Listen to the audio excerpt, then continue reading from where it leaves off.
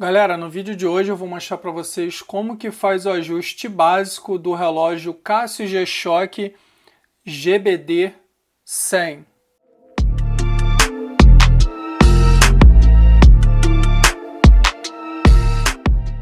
Deixando claro que esses ajustes que eu vou fazer aqui agora, você pode fazer também simplesmente sincronizando esse relógio com o aplicativo G-Shock Move.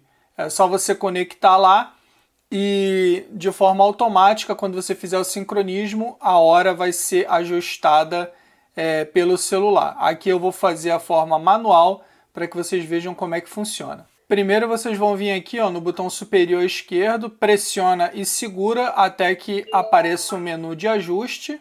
Apareceu o menu de ajuste, você vai pressionar aqui o botão inferior esquerdo até selecionar a opção que vocês desejam. No meu caso aqui, é o Time Adjusting. Depois disso, você vai pressionar aqui o botão central esquerdo do relógio para ele entrar na função. Ele vai vir para essa tela aqui, vocês vão selecionar Manual, pressiona novamente o central esquerdo, ele vai entrar na posição para você, na tela, para que você faça o ajuste manual da hora e calendário.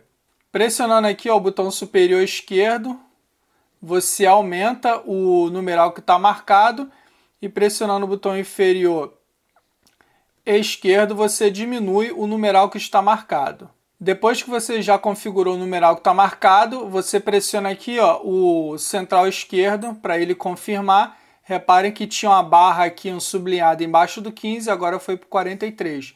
Funciona da mesma forma, superior ou inferior esquerdo para você poder fazer essa alteração. Pressiona novamente o central, agora ele foi para o calendário. Aqui embaixo, onde está o sublinhado, é o ano. Mesma coisa, superior ou inferior direito, esquerdo, para que você faça essa mudança. Pressiona novamente aqui, o central esquerdo ele vai mudar. Agora ele está na configuração de mês, você vai pressionar o superior ou inferior esquerdo para mudar.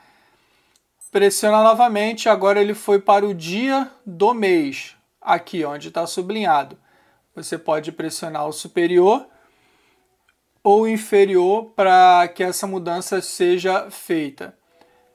Pressiona novamente, ele vai perguntar se você quer salvar os ajustes que você acabou de fazer.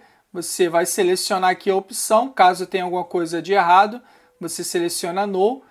Se estiver tudo certo, você seleciona Yes, no caso sim. Eu vou pressionar o Yes aqui. Ele vai salvar os ajustes que eu acabei de fazer e o relógio está com a configuração básica de hora feita. É só você pressionar aqui o inferior direito que ele volta para a tela inicial e está feito os ajustes básicos do relógio Casio G-Shock GBD 100.